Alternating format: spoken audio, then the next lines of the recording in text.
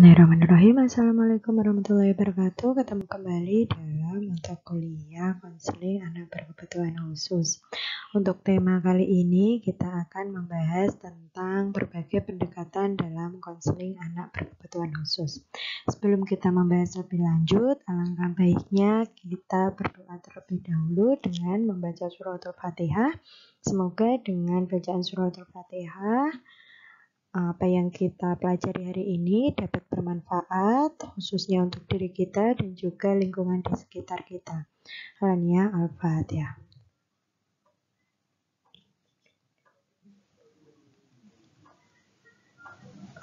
Terima kasih. Kita mulai saja membahas tentang pendekatan dalam konseling anak berkebutuhan khusus.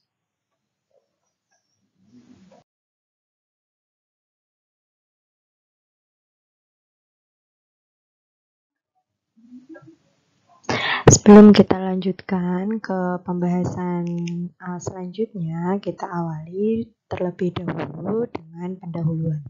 Pendahuluannya yaitu anak berkebutuhan khusus hendaknya membutuhkan pendampingan guna memaksimalkan potensi yang ada dalam dirinya.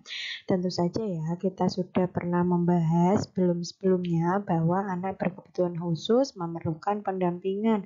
Pendampingan dalam lingkup ini yaitu pendampingan tidak hanya dari orang tua, melainkan juga pendampingan seorang profesional yang memang mempunyai kemampuan untuk menganalisa dan juga mengindikasi berbagai problematika yang ada pada anak berkebutuhan khusus. Siapakah dia? Salah satunya yaitu seorang konselor. Nah, dalam lingkup ini yang ditekankan yaitu seorang konselor yang memang berada dalam lingkup pendidikan. Siapakah dia? Yaitu seorang guru BK. Nah, pendampingan tersebut tentu saja berupa berbagai bentuk pelayanan. Nah, pelayanan-pelayanan ini berkaitan dengan pelayanan kita sebagai seorang konselor pendidikan atau guru BK. Tentu saja disesuaikan dengan apa? Disesuaikan dengan karakteristik setiap diri anak dan juga indikasi kebutuhan khusus yang ada dalam diri anak. Jadi kita dalam melakukan pelayanan khususnya seorang guru BK hendaknya tetap memperhatikan karakteristik anak. Karena apa? Setiap karakteristik anak itu berbeda. Nah, berbagai perbedaan karakteristik tersebut tentu saja memerlukan pemahaman-pemahaman yang lebih dari seorang guru BK. Selanjutnya yang perlu diperhatikan lebih lanjut yaitu indikasi. Indikasi ini berkaitan dengan apakah si anak berkebutuhan khusus dalam lingkup fisik, mentalitas maupun sosialnya. Nah, indikasi-indikasi ini yang akan menjadikan patokan ataupun pegangan untuk seorang konselor pendidikan melakukan berbagai pelayanannya.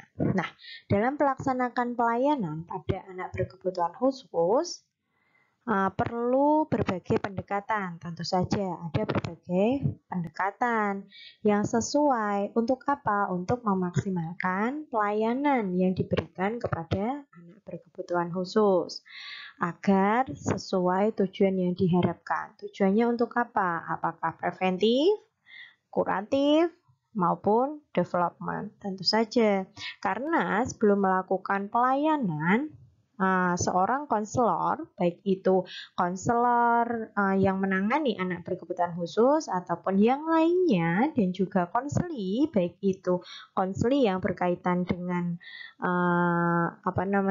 konseli berkebutuhan khusus ataupun konseli lainnya. Yang pertama yaitu menetapkan tujuan, apa yang hendak dilakukan atau apa yang hendak dicapai dalam pelaksanaan pelayanan program bimbingan dan konseling itu. Oke, kita lanjutkan.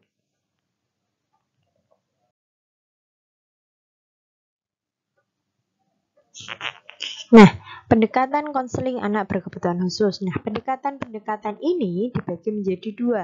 Karena apa? Karena pendekatan ini berkaitan dengan teknik layanan. Teknik layanan yang digunakan antara yang mempunyai kekhususan secara fisik maupun mental sosial itu bisa dijadikan satu ataupun dipisahkan. Jika memang dipisahkan, tentu saja ada yang memang khusus menangani berkebutuhan khusus yang berkaitan dengan fisik dan juga berkebutuhan khusus yang berkaitan dengan mental sosial. Nah, apa saja pendekatannya yang berkaitan dengan teknik? Pendekatan konseling ini yang memang kita bedakan terlebih dahulu, yaitu yang berkaitan dengan kekhususan yang bersifat fisik. Apa itu? Misalkan pengaplikasian ataupun pendekatan-pendekatan yang berkaitan dengan teknik pengaplikasian atau teknik konseling yang dalam lingkup misalkan terapi perilaku, kemudian terapi kelompok, terapi gestalt, terapi keluarga, ataupun yang lainnya. Contohnya, saat bertemu si anak dengan indikasi kebutuhan khusus tunanetra, apakah teknik yang kita lakukan? Ataupun apakah pendekatan yang bisa kita lakukan? Pendekatan ataupun terapi yang bisa kita lakukan untuk ABK yang mempunyai karakteristik ataupun indikasi yang berkekhususan netra atau tunanetra, misalkan dengan menggunakan terapi perilaku dan juga gestalt. Gestalt kan menyeluruh, ya kan? Baik itu sekarang, sebelum, dan sesudahnya. Jadi ada keseluruhan. Nah, terapi perilaku dengan cara apa? Bentuk penyesuaian. Misalkan dengan tetap melaksanakan keterampilan-keterampilan diri ataupun keterampilan sederhana maupun lanjutan dengan menggunakan braille ataupun dengan pelatihan menggunakan tongkat ataupun alat bantu yang lainnya misalkan. Nah, yang selanjutnya pendekatan untuk kekhususan yang memang berkaitan dengan mental sosial. Kali ini kita akan menawarkan yaitu pendekatan dengan terapi okupasi. Nah, biasanya terapi-terapi okupasi ini dilakukan oleh tenaga-tenaga medis. Akan tetapi si konselor dalam hal ini konselor pendidikan hendaknya juga mampu melakukannya ataupun meniru melakukannya. Karena apa? Karena saat berkebutuhan khusus yang memang kondisinya sudah teridentifikasi dan juga sudah melalui asesmen, maka kita mampu melakukan berbagai treatment terapi okupasi ini, tidak hanya dalam lingkup medis saja. Nah, coba apa hal-hal yang memang dilakukan untuk anak-anak berkebutuhan khusus di sekolah inklusi yang bisa kita praktekkan dalam terapi okupasi ini?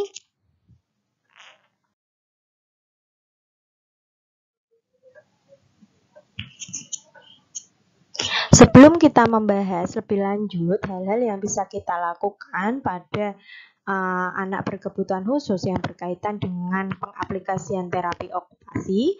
Nah, terapi okupasi itu apa? Terapi okupasi merupakan suatu terapi yang dilakukan guna mengembangkan kesehatan anak berkebutuhan khusus. Kaitannya dengan apa? Pengembangan diri, baik yang berkaitan dengan perawatan diri, keterampilan dasar maupun fisik motorik serta psikososial. Jadi terapi okupasi ini berkaitan dengan hal-hal yang memang mampu dilakukan meskipun dengan teknik yang memang sederhana akan tetapi berkelanjutan yang menjadi suatu kebiasaan.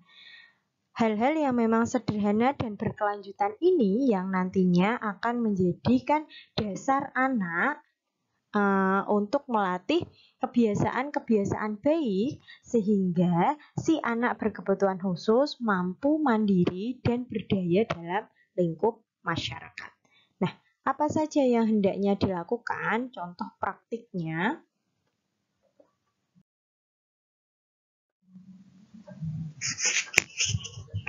Nah, sebelum kita tahu berbagai macam praktiknya, tentu saja ada banyak manfaatnya. Manfaatnya apa dari terapi okupasi ini untuk anak-anak ABK? Nah, yang pertama, pencegahan dan penyembuhan. Nah, pencegahan ini berarti hal-hal yang memang dilakukan untuk mencegah si anak berkebutuhan khusus yang awalnya memang terindikasi kebutuhan khusus ringan menjadi lebih berat. Nah, kondisinya saat penyembuhan berarti dilihat dulu indikasinya apa, apakah memang anak berkebutuhan khusus tersebut dalam lingkup ringan, sedang, ataupun berat. Penyembuhannya ataupun lamanya terapi okupasi tergantung seberapa berat kekhususan yang diderita oleh si anak. Nah, yang selanjutnya, penyesuaian dan pengembangan diri. Karena apa? Karena berbagai terapi okupasi itu dilakukan secara menyeluruh.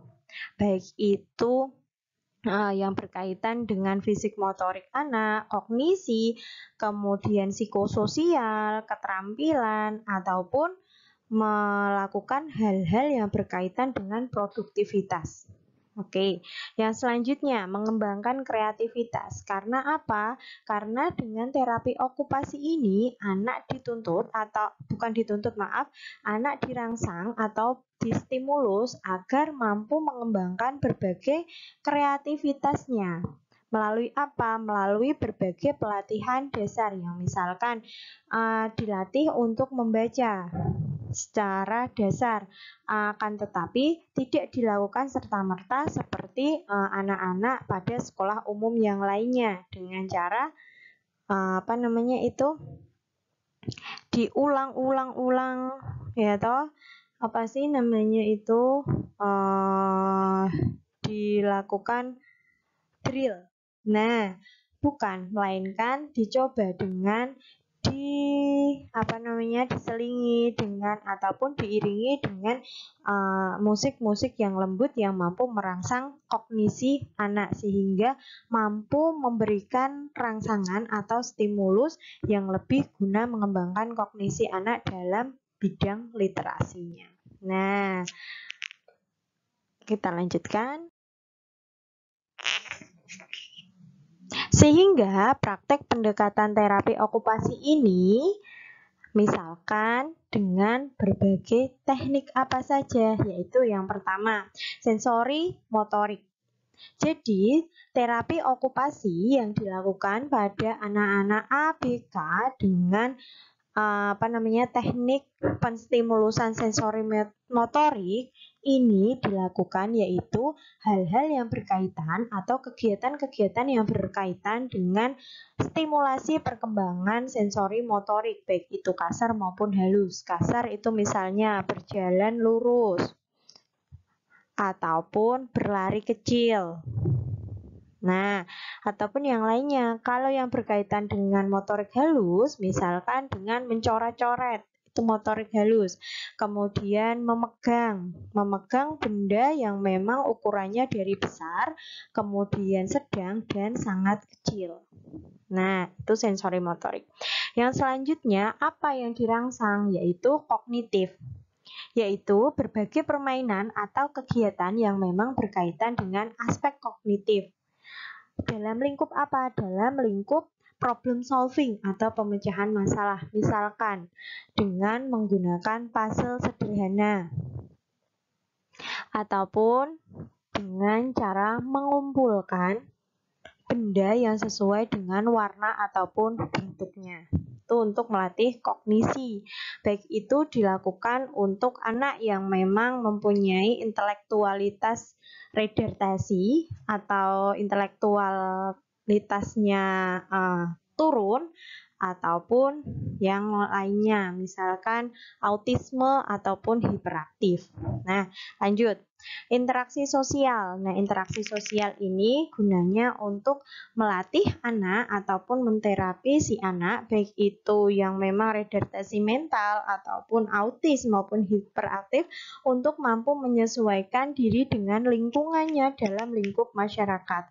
Misalkan bermain peran, berbelanja misalkan, atau berjualan ataupun yang lainnya yang memang membutuhkan interaksi dengan individu yang lainnya.